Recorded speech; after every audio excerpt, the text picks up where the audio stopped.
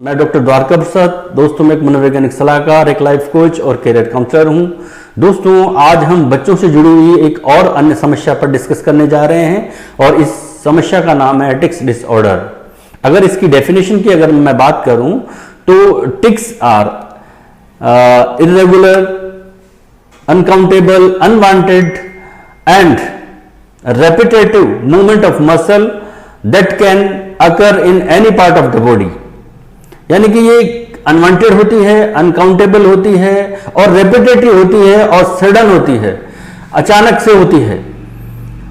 तो अगर हम इसे देखें, ये बच्चों में घर पे हो सकती है, उनके क्लासरूम में हो सकती है, ये कहीं पर भी हो सकती है। अगर घर पे बच्चे ऐसा करते हैं, ऐसी हरकतें जो मैं आगे वीडियो में बताने वाला हूं, तो मेरी आपसे एक रिक्वेस्ट है कि वीडियो को शुरू से लेकर एंड तक पूरा देखें।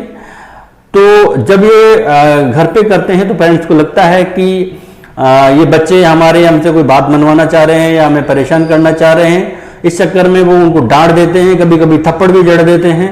और इस क्लासरूम में जब अगर बच्चे ऐसी एक्टिविटीज करते हैं जो सडन होती है, अनवांटेड होती है, तो इसकी कंप्लेंट की जा सकती है और बच्चे को इसको जो है पनिशमेंट भी मिल सकता है, जबकि समस्या कुछ और होती है। इसे समझने की जरूरत है।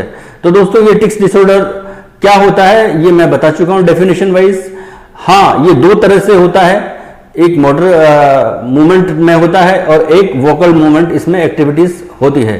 तो जहां तक इसको हम एक्टिविटीज के तरीके से मैं बताऊं कि आप इसको कैसे पहचानें, इसको किस तरह बच्चों में क्या ऐसी एक्टिविटीज उनकी देखें कि आपको लगे कि हाँ इसमें टिक डिसऑर्डर है और वो रेगुलर होने लगा है, तो आपको पहचान जाना चाहिए और आपको फिर किसी न किसी साइकोलॉजिस्ट या साइकियाट्रिस्ट से संपर्क करना चाहिए।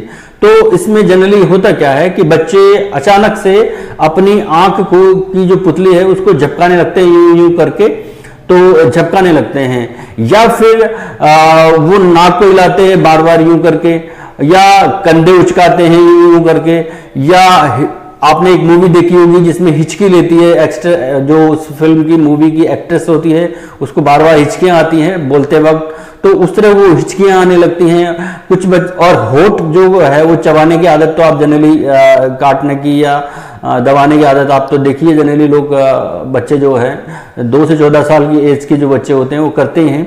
इसके अलावा जो वोकल मूवमेंट है या एक्टिविटीज है उसमें अचानक एकदम से सडनली आवाज निकाल देना, तो माँ बाप भी आश्चर्य करते हैं और क्लास में टीचर्स भी आश्चर्य करते हैं और वो जीभ को भी चटकाते हैं। इसके अलावा गला साफ करते हैं या फिर खांसी लेते हैं तो इस तरह की जो एक्टिविटीज होती है, ये अगर सिम्टम्स आप बच्चे में देखते हैं तो इट मीन्स ये उनमें टिक्स डिसऑर्डर की सारे जो है सिम्टम्स शो कर रहे हैं।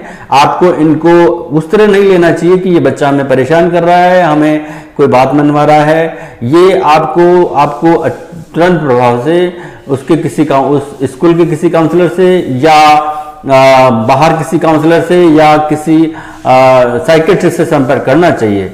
इस डिसऑर्डर में सबसे बड़ी प्रॉब्लम यह है कि यहां बच्चे को ही पता नहीं होता, ये सडनली होती है और वो उस पर वो चाहकर भी उस पर कंट्रोल नहीं कर पाता। ये जो इसकी फ्रीक्वेंसी इतनी तेजी से होती है कि वो अपने आप पे इस तरह नहीं कर पाता कि वो उस एक्टिविटी को रोक पाए।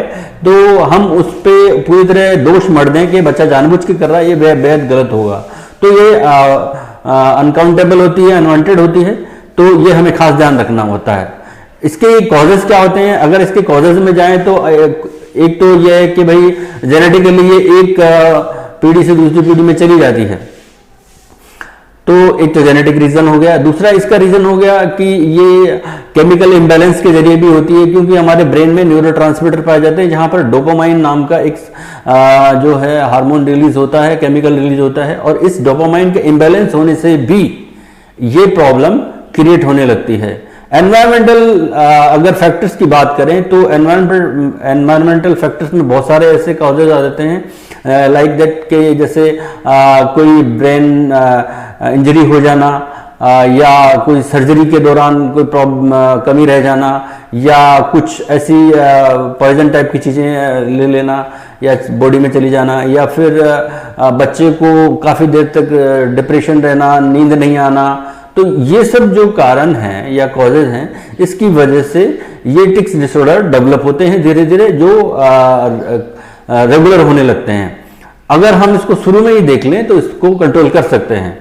तो ये इसके कॉजेज में। अब इन टिक्स डिसऑर्डर की वजह से और क्या क्या प्रॉब्लम बच्चे में हो सकती है वो मैं आपको बता देता हूं।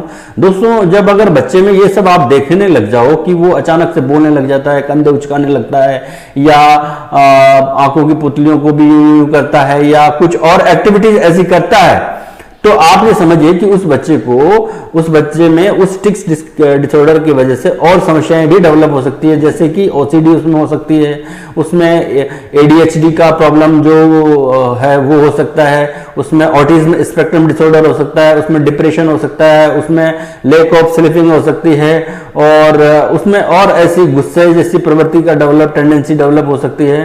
तो हमें ये देखना है कि टिक्स डिसऑर्डर को अगर हम शुरू में देख लें और समझ लें और किसी साइकियाट्रिस्ट को दिखा लें तो ये कंट्रोल की जा सकती है, यानी कि उसकी फ्रीक्वेंसी को कम किया जा सकता है।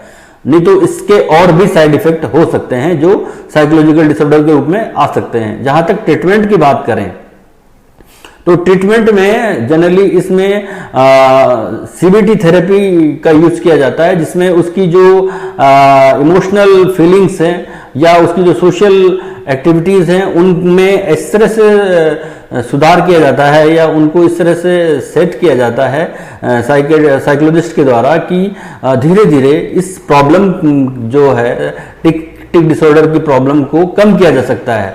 इसको पूरी तरह खत्म नहीं किया जा सकता, इसकी फ्रीक्वेंसी को इस लेवल पर लाया जा सकता है कि बच्चा नॉर्मल बिहेव करने लग जाए या अचानक ज़्यादा परेशान का कारण ना बने या कंप्लेंट बार बार आए ऐसा कारण ना रहे। तो हम इसकी फ्रीक्वेंसी को किसी साइकोलॉजिस्ट के या साइकियाट्रिस्ट के संपर्क में जो है उनसे साइकोथेरेपी ले करके कम कर सकते हैं। और इसके अलावा दूसरा जो इसका तरीका है ठीक करने का वो है मेडिसिन थेरेपी, जो साइकियाट्रिस्ट के अंडर टेकिंग किया जाता है, वो उनकी देखरेख में दिया जाता है, ली जाती है मेडिसिन्स, और साथ में साइकोथेरेपी भी चलती है। तो इस तरह इस प्रॉब्लम को यानी कि टिक डिसऑर्डर को इसकी फ्रीक्वेंसी को कम किया जा सकता है। पूरी तरह खत्म करना इम्पॉसिबल है। जनरली ये 2 से 14 वर्ष की आयु तक के बच्चों में होती है, कभी कभी कुछ अधिक आयु वर्ग के लोगों में भी ये देखी जा सकती है। तो बड़े ध्यान देने की जरूरत है। और एक बच्चों में अगर हम ये कहकर उनको डांटना थप्पड़ लगाना शुरू कर दें कि तुम ऐसा क्यों कर रहे हो, तुम हमें परेशान कर रहे हो, तो ये नई प्रॉब्लम्स को क्रिएट करेगी जो उसकी आगे की लाइफ को डिस्टर्ब करेगी। तो आपको ध्यान रखना है, अगर बच्चे ऐसी एक्टिविटीज़ करते हैं तो उन्हें किसी साइकोलॉजिस्ट या साइकियाट्रिस्ट को तुरंत दिखाएं। तो दोस्तों, मेरा आज का वीडियो यहीं तक था। थैंक यू, धन्यवाद।